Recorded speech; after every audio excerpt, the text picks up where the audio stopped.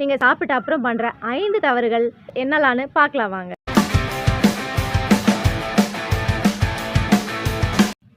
Hello everyone.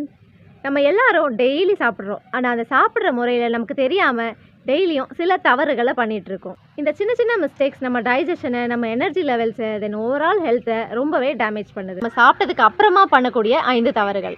Mistake number 1, சாப்பிட்ட உடனே போய் படுத்து தூங்கிடுறது. மத்தியானம் சாப்பிட்ட உடனே படுத்து தூங்குற அந்த சுகம் இருக்கே அப்பப்பான்னு நிறைய பேர் சொல்லி நானும் கேட்டிருக்கேன். சாப்பிட்ட உடனே நம்ம படுத்து தூங்கினோன்னா நம்ம டைஜஷன் ரொம்ப டிலே ஆகும். டைஜஷன் டிலே ஆகிறது மட்டும் இல்லை, நம்ம சாப்பிட்ட உடனே படுக்கிற பட்சத்தில் நம்ம வயிற்றில் இருக்கக்கூடிய அந்த ஆசிட்ஸ் மேலே வரைக்கும் வந்து, அதாவது டைஜஷனுக்காக உற்பத்தியான அந்த ஆசிட்ஸ் மேலே வரைக்கும் வந்து நமக்கு இந்த நெஞ்சரிச்சல், எருக்களிச்சிட்டு வருது, சாப்பிட்டது மேலே வருது, இந்த மாதிரி நிறைய பேர் சிம்டம்ஸ் எல்லாம் சொல்லுவாங்க. ஸோ இந்த சிம்டம்ஸ் எல்லாம் வர்றதுக்கு முக்கியமான காரணம் நம்ம சாப்பிட்ட உடனே படுக்கிறது தான். குறிப்பாக நம்ம டின்னர் சாப்பிட்டு 2 to 3 ஹவர்ஸ்க்கு அப்புறமா தான் தூங்கணும். அதாவது நம்ம தூங்குறதுக்கு ஒரு 2 to 3 ஹவர்ஸ் முன்னாடியே நம்ம டின்னரை முடிக்கிற மாதிரி நம்ம பிளான் பண்ணிக்கணும். மிஸ்டேக் நம்பர் 2, சாப்பிட்ட உடனே டீ இல்லைனா காஃபி குடிக்கிறது.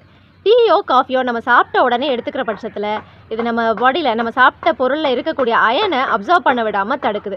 ஸோ அயன் அப்சார்ப்ஷன் குறையிற பட்சத்தில் நம்ம ரெகுலராக இந்த விஷயத்தை ஃபாலோ பண்ணிட்டு போனால் நமக்கு அனிமியா, அதாவது ரத்த சோகை வரதுக்கான வாய்ப்புகளும் இருக்குது. நம்ம வீக்னஸ், டயர்ட்னஸ் இந்த மாதிரி சிம்டம்ஸும் வரதுக்கான சான்சஸ் இருக்குது.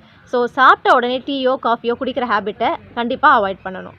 மிஸ்டேக் நம்பர் 3, சாப்பிட்ட உடனே ஹெவியாக எக்ஸசைஸ் பண்ணுறது. ஃபிசிக்கல் ஆக்டிவிட்டி ஜாஸ்தியாக இருக்கிற டைமில் நம்ம பாடியோட ஆக்சிஜன் டிமாண்டை மீட் பண்ணுறதுக்கு நம்ம பிரெயினோட எய்ம் என்னவாக இருக்கும்னு பார்த்தீங்கன்னா, ஆக்சிஜனை மசிலுக்கு கொண்டு போய் சேர்க்கறது தான் பெரிய எய்மாக இருக்கும். ஸோ ஆப்வியஸ்லி நம்ம டைஜஷன் ப்ராசஸ் வந்து டிலே ஆகும்.